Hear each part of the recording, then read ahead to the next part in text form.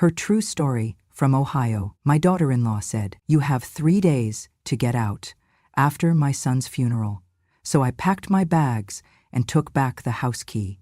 She thought I was powerless. I was just polite. "What are you looking for from me?" "That's your suitcase. You're a burden in my house." She threw my suitcase onto the lawn like it was trash. The sound of it hitting the wet grass was louder than I expected, or maybe it just felt that way. Heavy with years of quiet tolerance. Emily stood in the doorway, arms crossed, her tone as sharp as the wind that morning. "You have 3 days to get out," she said flatly. I didn't answer right away. I looked down at the suitcase. One of the wheels was cracked. The handle still had Daniel's initials stitched into the leather, back when he saved up to buy it for me before my trip to Boston. I'd used that bag maybe 5 times. Today would be the 6th. "You heard me," Emily added. 3 days. I've already contacted a locksmith. Still, I said nothing. Not yet. I bent down, picked up the suitcase, dusted off the mud. The zipper was halfway open. Inside were my folded scarves, my pill organizer, the envelope with Daniel's death certificate. Emily hadn't even closed it properly before throwing it out. When I looked back up at her, she was already turning away, as if it were done, as if I were just another piece of clutter to be dealt with, now that the funeral was over. I carried the suitcase up the short path to the curb, sat down on the concrete step, pulled out my phone. The first number I dialed wasn't for a taxi, or a friend, or even my cousin in Youngstown who had once offered me her guest room. No, I called the county assessor's office. "I'd like a property survey," I said, keeping my voice steady. "Yes, this week if possible. I'm the co-owner of a residence. I believe there's confusion about whose name is on the deed, because that's the thing." Emily thought I was powerless, but I was just polite. 3 days earlier, we'd buried Daniel, my son, my only child. Pancreatic cancer had stolen him in under a year. One moment he was working 12-hour days as a systems engineer and chasing Tommy around the yard. The next he was gaunt, silent, and tethered to machines that beeped more than they breathed. Emily had been composed throughout the process, too composed. When the nurse pronounced him gone, she didn't cry. She checked her watch. I stood at the side of his hospice bed, clutching his still warm hand, while she was already speaking to the funeral home. That should have been my first sign. At the funeral, she wore black silk and pearls. Not mourning, but a show of control. Every detail had been decided by her. I wasn't allowed to speak. Not even a reading. "It's better this way," she said. "You might get too emotional." Too emotional. At my own son's funeral. So I stood in the back pew like a stranger, accepted stiff hugs, answered whispered condolences with a smile I borrowed from someone stronger. All while Emily accepted center stage like the grieving widow in a play she'd written. I didn't cry until I got home, and I didn't scream until she threw me out. Emily and I had never seen eye to eye, but we'd survived each other for Daniel's sake. In the early years, she was civil, sometimes even warm. She made an effort, but it changed after the wedding. Daniel started calling less. I was asked not to visit without notice. I was told Tommy shouldn't be left alone with me unless it was approved. I was gently pushed aside, like furniture no longer in style, and I let it happen. For Daniel. But even he had started to notice. Once, when I brought a pot roast over without calling, he hugged me tightly in the garage before sneaking me in the back door like a teenager. "She doesn't mean anything by it, Ma," he whispered. "She's just stressed." That was always the excuse. She was stressed, busy, anxious. But I was grieving. I had buried my boy, and now she was burying me. From his life, his home, and his legacy. So no, I didn't argue when she evicted me. I packed my bags quietly. I watched her throw them onto the lawn like they were nothing. And then I called someone who remembered the truth. The surveyor came on Thursday morning, a middle-aged man named Cliff with a clipboard and no time for drama. I greeted him at the gate with a mug of coffee and the original deed papers Daniel and I had signed together before his wedding. "Joint tenancy," I said, tapping the line with my pen. "Filed 2018, before the marriage." Cliff adjusted his glasses. "Still active?" I nodded. Daniel never changed it. Emily's name was never added. She just assumed. Cliff whistled low. "Lot of folks assume they inherit by default." He walked the perimeter, took photos, notes. He'd submit the report in a few days, but we both knew the answer already. The house was half mine, and in the absence of a legal amendment or verified will, more than half. Emily hadn't asked a lawyer before tossing me out. She hadn't checked the title. She hadn't even looked in the fireproof box Daniel had once told me to keep, just in case. But I had, and now, her 3-day deadline had passed. I wasn't leaving. I was reclaiming. That night, as I sat in the motel room down the road, a small floral place with curtains that smelled like lavender and dust, I opened Daniel's laptop, the one he'd used in his final months, the one Emily never touched. He'd never changed the password. And inside, I found more than old photos. I found the first clue that something was deeply wrong. But that part of the story, that part was just beginning. They say a mother always knows when her child is hungry, tired, hurting. I used to believe that, until the day I realized I hadn't heard Daniel's voice, his real voice, in almost a year before he died. He was my miracle. I had him at 38, a late blessing after 5 miscarriages and 1 marriage that didn't survive them. Daniel came into the world quiet and observant, the way he left it. But in between, he was the kindest boy you could ever meet. As a child, he never needed much. Books over toys, laughter over tantrums. He was my little old man, always helping me fold laundry or read mail, trying to be the man of the house after his father passed. We were more than mother and son, we were a team. And I thought nothing, no one, could come between that. Then came Emily. She wasn't loud or cruel in any obvious way. She knew how to smile for photos, how to compliment the casserole. But her eyes scanned a room, like she was looking for something better than what she had. When she first came to dinner, she brought wine and a candle. I didn't drink, and I already had candles on the table. She noticed and never came empty-handed again, but always brought something. That was Emily. Sweet on the surface, but surgical in control. I remember the first Thanksgiving after they got engaged. I had made Daniel's favorite cornbread stuffing with smoked paprika, just like his grandpa liked it. Emily took 1 bite and said, "Oh, it's rustic." She smiled like it was a compliment, but Daniel never touched it again. By the time they married, she had him on almond milk, yoga, and emotional boundaries. He started saying things like, "I don't want to talk about the past, Ma, and we need to protect our peace." As if I were some intruder in the house I helped him buy. He used to call me every Sunday, then every other Sunday. Then, "Let's just text, okay?" And I let it happen. That's the part that keeps me up some nights. I let it slip away because I thought it was what good mothers do, let their sons build their own lives, even if it meant being left behind. But even while I stepped back, I kept watching how Emily ran the show, from finances to furniture. How Daniel, who once argued with teachers on behalf of bullied kids, now looked at me for permission to speak. How he'd hesitate before inviting me to their house, like it required clearance. When they had Tommy, I thought, maybe now I'd be needed again. And for a little while I was. Emily had a C-section and needed help. I cooked, cleaned, stayed up with the baby. I slept in the nursery for 2 weeks so they could rest. I loved that baby like I'd birthed him myself. But as soon as Emily recovered, the warmth disappeared. I'd arrive and find the door already locked from the inside. She'd say things like, "Tommy's overstimulated today," or "We're having a screen-free afternoon," when I'd ask to show him old family videos. Then Daniel got sick. He called me after a doctor's visit, his voice husky, hesitant. "They found something," he said. "Pancreas, stage 4. I didn't know what to say. I stood in the kitchen with a dish towel in one hand and a potato in the other, frozen. "Oh, baby," I whispered. He didn't cry. Daniel never cried. But I did. After the call ended, I sat on the floor and wept into that towel like it could erase the truth. I moved in a week later, into the guest room. I offered to pay rent. Emily waved me off, but not with kindness, more like dismissal. "Just don't make extra work for me," she said. "We have a nurse coming twice a week." She meant well, I told myself. Stress does strange things to people. But as the months wore on, I noticed patterns. She never took notes at the doctor's visits. Always said, "It's too much for Daniel to hear the details." But Daniel never asked for the details. He just nodded, numbly, trusting. One day I asked him, "Do you know what the latest scans say?" He looked at me with tired eyes. "I don't ask, Ma. Emily says I should just focus on feeling good. But he wasn't feeling good. He was shrinking, suffering, dying. I tried to bring up alternative treatments once. Emily shot it down instantly.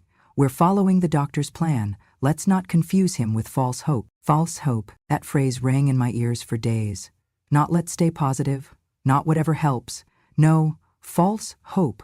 Like she wanted him resigned, quiet. And Daniel became exactly that. In the final weeks he barely spoke. The nurse said he wasn't in pain, just sedated. Emily said he didn't want visitors. But once, I snuck into his room at night. He was awake, eyes glassy, fingers twitching. I held his hand and said, "It's okay, baby. I'm here." His lips moved, barely a whisper. I leaned in. That's all he said. Then his eyes closed. It wasn't peace. It was surrender. At the funeral, Emily wore black silk and a blank face. She read a prepared statement about how Daniel was a light in her life and her calm in the storm. Not a word about me. Not a mention of his childhood or who he was before he met her. I was placed at the back, told the family area was limited seating. Emily's parents were front and center. I left early, back home. I found his baby shoes in a memory box, the tiny pair of blue booties I saved from the hospital. And for the first time in years, I didn't just cry. I raged, quietly, inside, because this wasn't just loss. It was erasure, and I had a feeling, deep in my bones, that Daniel didn't just fade away. He was helped, not by me, by the woman who now held his house, his child, and his name. But not for long. Grief doesn't walk in a straight line. It loops. It crawls back in the middle of the night, taps on your shoulder while you're doing dishes, whispers in the silence between commercials. After Daniel's funeral, my grief didn't howl, it itched. Itched like something unfinished, something unjust. Emily had tossed me out of their home like a house guest who overstayed her welcome. She gave me 3 days. 3. Not out of urgency, but authority. As if it had always been her house, her life, her husband. But she forgot one thing. Daniel never changed his passwords. Not the one for his laptop. Not the one for the cloud storage I helped him set up years ago. He never gave them to Emily. "She's not great with tech," he'd said. "You know how she gets when the printer jams." So, on the night I moved back to my own place, the one-bedroom rental above the florist shop, I pulled out Daniel's old MacBook. The screen was cracked, the charger frayed, but it turned on. The password? Spaghetti 1994. His favorite meal, the year he won the science fair. I felt my throat tighten. He hadn't changed a thing. Inside, I found folders, tax documents, emails, old music files, then a subfolder labeled Cambridge. That's where he'd kept everything from the last few months of his life. Scans, prescriptions, insurance letters.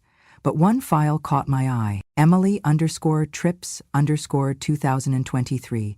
GJ. I clicked it, and there she was, Emily, laughing, head tilted back, one arm wrapped around a man I didn't recognize. They stood on a beach, sun setting behind them. He was tan, fit, mid-30s maybe. She was wearing a red one-piece swimsuit, the same one she had on a week before Daniel died. I remembered because she came home from a weekend at the spa with her cousin. But this wasn't a spa, and that man wasn't family. My hands began to tremble. I scrolled. More photos. Emily in a robe on a hotel balcony. Emily sipping champagne. Emily holding the man's hand. The timestamps were brutal. April 3rd, Daniel was in hospice, vomiting daily. April 4th, Emily was kissing a man on a boat. April 5th, Daniel's breathing began to slow. April 6th, Emily was back home, dressed in black, standing beside me at the funeral planning, and smiling in the photos. Smiling, I backed away from the screen. The chair creaked. My stomach turned. I should have felt rage, but I felt something worse. Recognition. All those nights Emily claimed to be stepping out to clear her head. The missed hospice visits. The late returns smelling of citrus and sweat. I had explained it away as stress, as her coping mechanism. But the truth had been there, in front of me, pixel by pixel. She wasn't grieving. She was free. And Daniel? He'd never known. Or maybe he had, but didn't have the strength to speak it. I opened the email archive, typed in the name I found from one of the photo tags, Jonathan Larkin. Nothing from Daniel, but I switched to Emily's name. Dozens of messages forwarded from her to Daniel. Clipped, impersonal, medical. No warmth, no signatures. But then I checked the sent folder. Daniel had drafted a message 2 weeks before he passed. It was never sent. If you're reading this, I guess I couldn't find the words. Something's off. I feel like Emily's lying to me about the money, about the will. She doesn't want me to talk to anyone but her doctor. I'm scared, but too tired to argue. Please, if anything happens, don't let her get away with it. I love you. The cursor blinked at the end of the unsent message. He had saved it but not sent it. Was he afraid? Drugged? Or did Emily see him type it? I didn't know. But now I had motive. I had photos. I had suspicion turned evidence. And I wasn't done. The next morning I walked to the local library, the one with dusty shelves and a printer that always jammed. I asked the librarian, a retired teacher who remembered Daniel's spelling bee win, if I could use the computer. I searched public records, real estate transfers, power of attorney filings, death certificates, and there it was. Daniel's will filed 2 days before he passed, witnessed by one of Emily's co-workers, signed by Daniel Thompson in shaky script. I pulled up his last known handwriting, a birthday card he'd mailed me the month before. The signatures didn't match. My heart pounded. She'd forged it. She'd faked the very document that gave her my son's house, his assets, even guardianship over Tommy. Now I had 3 things: motive, method, and mistake. But I needed backup, so I made a call, one I hadn't made in years, to someone who used to owe me a favor. If you think the elderly are slow, you've never seen a group of old friends smell a scandal. It had been years since I last saw Max, Jean, and Robbie in the same room, a trio of sharp minds with weathered faces and sharper memories. We used to joke that if we ever formed a club, we'd call it the Wrinkle Watchdogs. We never did, but I always knew the day might come when I'd need their particular set of skills. Max was a defense attorney for 42 years.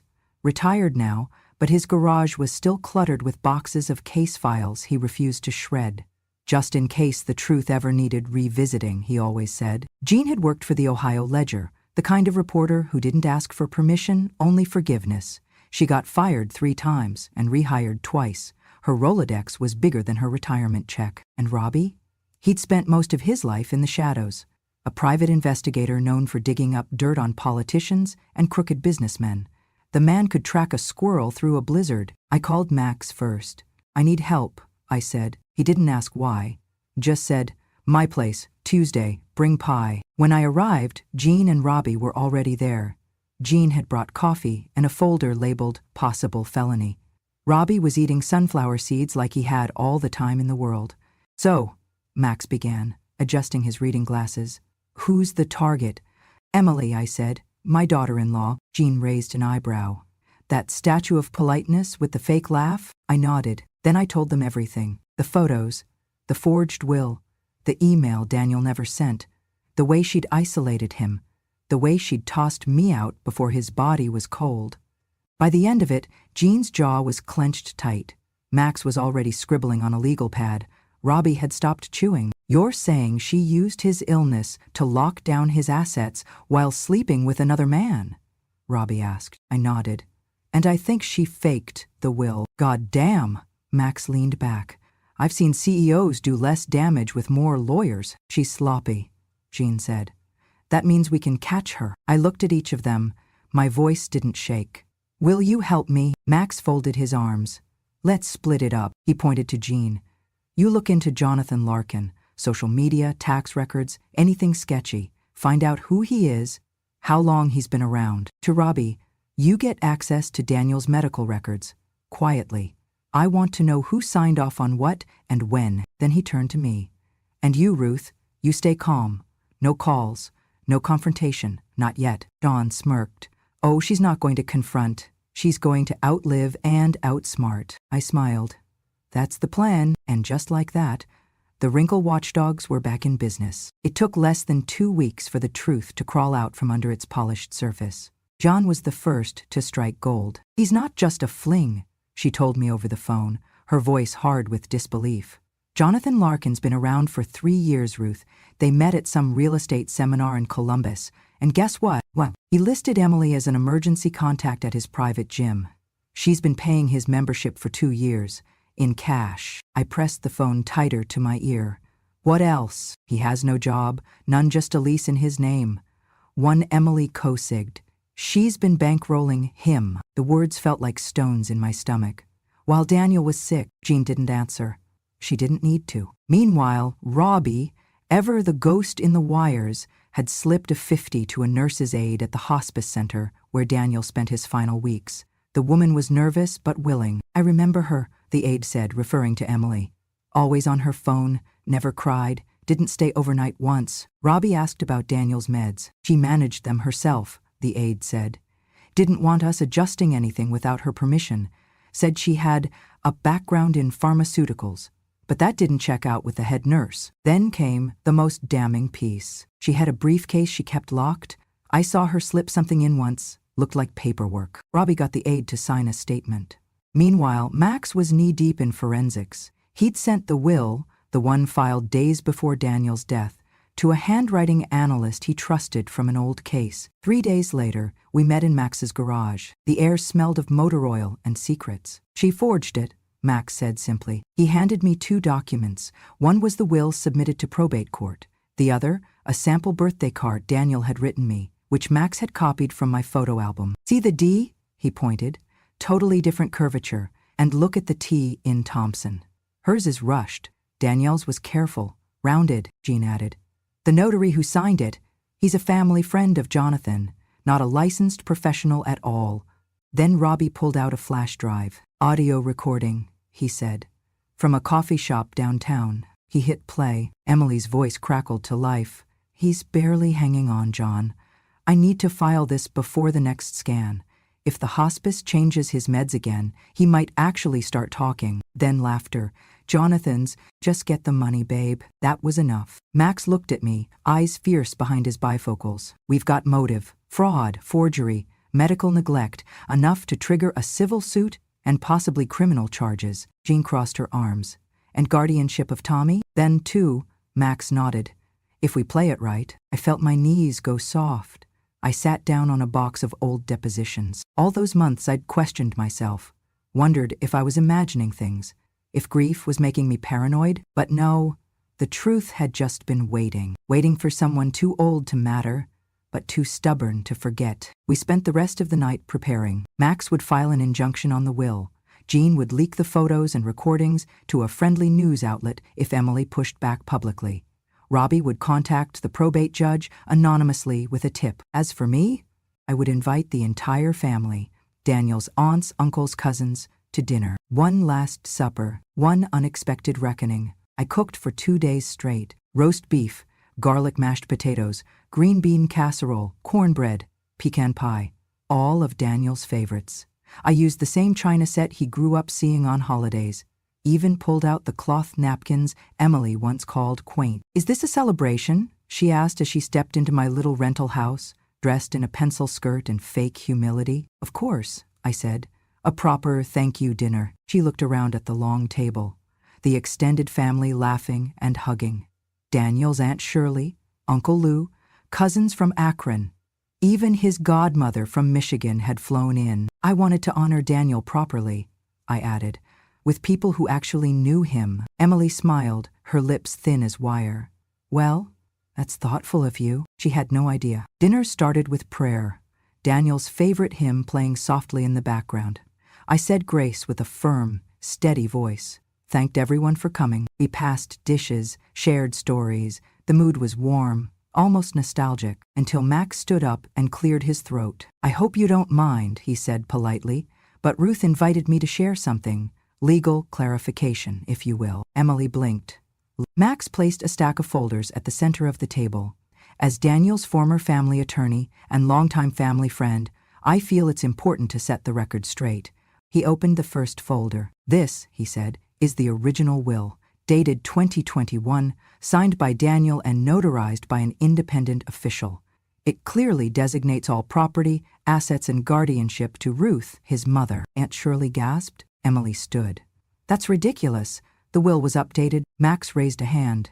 Yes, and this, he held up a second document, is the forged version submitted by you. He looked her dead in the eyes.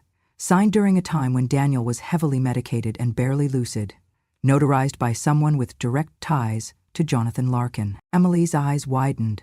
I don't know who that is. Jean stood up next. Funny, because here you are with him, on a yacht in Myrtle Beach, while your husband was dying. She dropped a stack of printed photos on the table. Gasps echoed around the room. Emily's mother, sitting at the far end, covered her mouth. Wait? Uncle Lou squinted. Is that the same week as the hospice? Robbie stood. Yes. April 4th. Daniel's records show a severe decline in organ function that very day. Emily told staff she was visiting family, but she was with Jonathan. Emily backed away from the table. This is slander, she said. No, I said quietly, standing now. It's truth. I walked around the table and placed a sealed envelope in the center. This is a letter Daniel typed 2 weeks before he passed. It was never sent. He was too weak. But he saved it in his email. I opened it and read aloud. Well, if you're reading this, I guess I couldn't find the words. Something's off. I feel like Emily's lying to me about the money, about the will. She doesn't want me to talk to anyone but her doctor. I'm scared, but too tired to argue. Please, if anything happens, don't let her get away with it. Love you. There was silence. Then Aunt Shirley sobbed into her napkin. Emily's face twisted, fury and fear colliding. You can't prove, Max interrupted. We already have. The handwriting expert's report confirms forgery. The witness isn't a notary. And the account linked to the hospice payments? Drained, days before Daniel's death, into an account under your name, Jean added softly. And there's a recording, Emily, of you and Jonathan planning it all. Emily staggered back, her chair toppled behind her.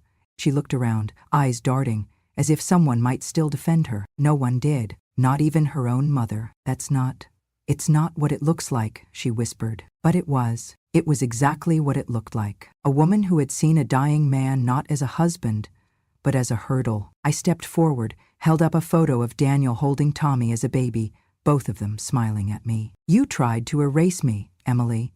But Daniel knew who I was. And now? So does everyone else. That was the moment it broke.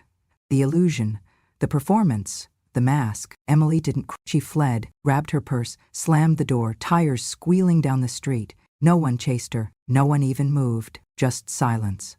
And a table full of people finally seeing clearly. Max turned to me. We'll file first thing Monday. Probate court will freeze her access. You'll get back the house, the money, and we'll petition for Tommy. I nodded slowly, but I wasn't thinking about the house. I was thinking about the quiet boy who used to fall asleep on my chest during thunderstorms, and how tonight his voice had finally been heard. The courtroom smelled of old wood, paper, and the faint trace of perfume, Emily's, no doubt. She sat at the defendant's table, her hair perfectly curled, her blazer tailored. But her eyes were wild. She looked like a woman clinging to the last plank of a sinking ship. I sat across the aisle with Max, Jean, and Robbie behind me. They didn't speak. They didn't need to. Their presence was enough. The judge, a no-nonsense woman named Pearson, shuffled through our case files with tired hands but alert eyes. We're here to determine the legitimacy of the amended will filed under Daniel Thompson, she said, and to examine the subsequent transfer of assets, as well as guardianship over the minor child, Thomas Thompson. Max stood with quiet command. He laid it all out. The forged signature, the fake notary, the money trail to Jonathan Larkin, the audio recording, the photos. Jean's article had already hit the local press that morning. Emily was infamous by lunch. Then Max handed over Daniel's unsent email. This, he said, is the voice of a dying man, and the last plea of a son who knew something was terribly wrong. Emily's lawyer, a frantic young man who looked like he was regretting every life choice, tried to object, stall, redirect, but the judge saw through it all. After hours of testimony and silence, and the click of evidence being passed between hands, Judge Pearson leaned back and sighed. Emily Thompson, she said, this court finds sufficient evidence of will forgery, financial fraud, and deliberate misrepresentation to the probate system.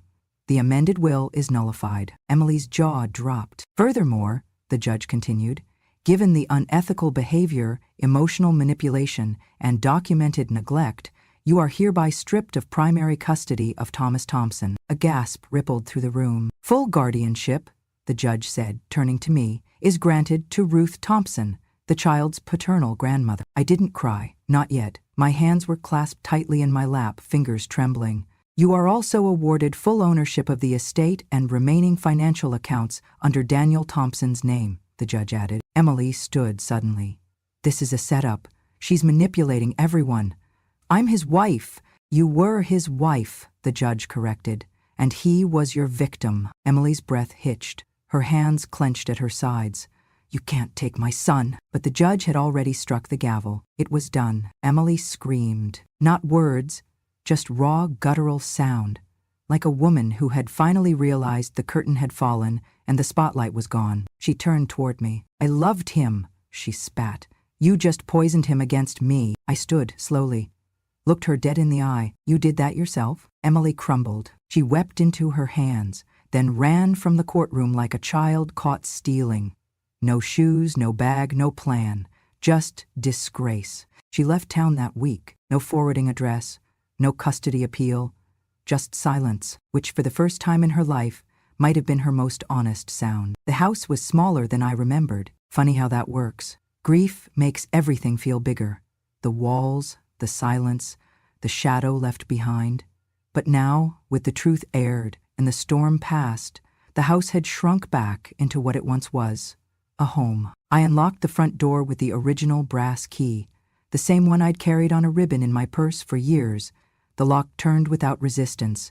For the first time in a long while, I stepped into my son's house without feeling like a trespasser. Boxes lined the living room. Emily hadn't taken much, only what she could carry in one trip. The furniture was still there. So was Daniel's jacket on the coat hook, and Tommy's toy car under the couch. But the energy had changed. It no longer belonged to a lie. It belonged to memory, to honesty, to Daniel. I started in the kitchen, that same kitchen where Emily once told me, "You don't need to cook. We have professionals for that now." Where she took my homemade pies and replaced them with store-bought tarts. Where she accidentally forgot to invite me to family dinners. Now, I wiped the counters clean, scrubbed the sink until it gleamed, lined the drawers with new paper. I opened the windows, let the air rush in like a baptism. I brewed tea, chamomile just the way Daniel liked it. The kettle whistled softly, a quiet hum that filled the space without demanding attention. Tommy was upstairs, napping, his small body stretched across Daniel's old bed, his thumb tucked into his palm. He didn't ask for his mother, not once. Children are wiser than we give them credit for. He knew. After all, he'd seen the truth before the rest of us. The bruises on Daniel's spirit, the absence of warmth, the hollowness behind Emily's smile. But now he smiled in his sleep. That was enough for me. I took the tea to the table, set it beside a notebook I'd found in the attic. Leather-bound, untouched. I opened to the first page and began to write. Dear Tommy, one day, when you're old enough to ask questions, real questions, I want you to have the answers. Not the ones written in court documents or whispered at family reunions, but the ones that matter. Your father was good, kind, quiet in strength. He deserved more time, but more than that, he deserved truth. You won't grow up hearing lies. Not while I still breathe. I paused, took a sip of tea. The steam warmed my cheeks. I don't need you to avenge him. I've done that in the only way I knew how, with patience, proof, and the stubbornness of a mother who remembers every bedtime story, every skinned knee, every time he said I love you, like it was the first time. All I want is this, for you to know that in every generation, someone must hold on to the truth, even if their hands shake, even if they're told they're too old, too soft, too polite.